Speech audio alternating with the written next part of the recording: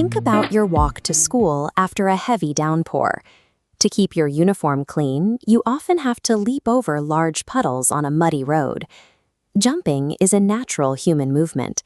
In athletics, we take that everyday ability and refine it into a specific skill. We can practice these professional mechanics right here in our own local environment, using the resources we already have. Today, we have two goals. First, we will construct a safe, regulation long jump pit using local tools. Then, we will break down the precise mechanics of a horizontal jump. You do not need expensive stadium gear to learn how to launch yourself through the air. You only need careful preparation of your landing area and highly coordinated body movements. Step 1 is preparing a safe landing zone. On a flat area of your school field, you need to dig a rectangular pit. Make it 3 meters wide, 6 meters long, and about 30 centimeters deep. Before you fill that pit back in, you must sift the local dirt or sand.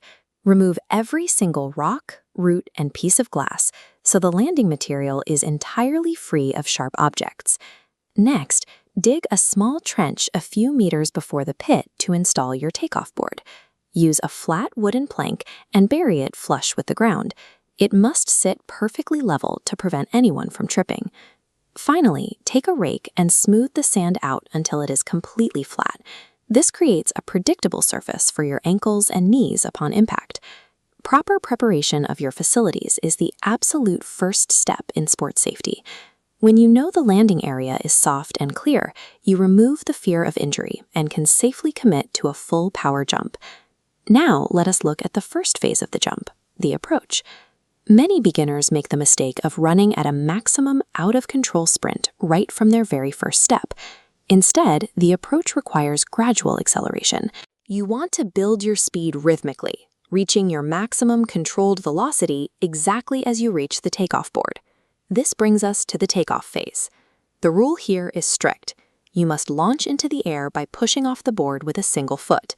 You might think jumping off both feet gives more power, but under standard rules, a 2-foot takeoff is an immediate foul and disqualification.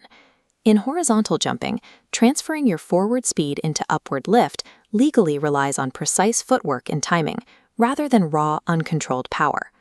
Once your foot leaves the board, you enter the flight phase. This is the critical window where your body is airborne, and you must manipulate your posture to stretch out your distance.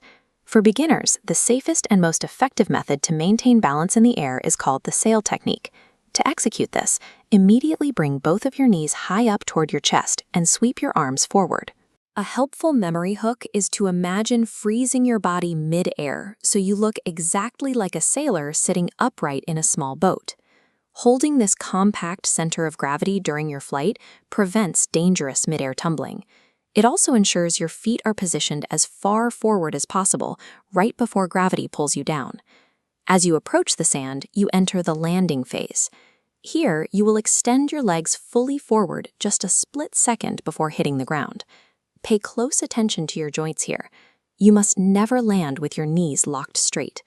Doing so sends a jarring impact through your body, and it easily causes severe joint injuries. Instead, let your knees bend immediately upon impact. Let your body collapse and fold forward. This absorbs the shockwave and prevents you from falling backward, which would lose you distance. The final protocol happens after you step out of the pit. You must immediately use a rake to smooth out the crater and footprints you left in the sand. Resetting the pit guarantees an accurate measurement for the judges, and it ensures a safely softened landing area for the next competitor. Using only local dirt, a wooden plank, and basic tools, we have established a functional, safe facility for horizontal jumping. We have also broken down the continuous flow of the long jump: a gradual approach, a single foot takeoff, a balanced sail flight, and a shock-absorbing bent knee landing. Mastering these 4 mechanics requires consistent practice. You have to tune your speed, your rhythm, and your body awareness. By combining precise body coordination with a safely prepared environment, you are equipped to overcome physical obstacles anywhere. Next time, we will apply these same principles to clearing vertical barriers in the high jump.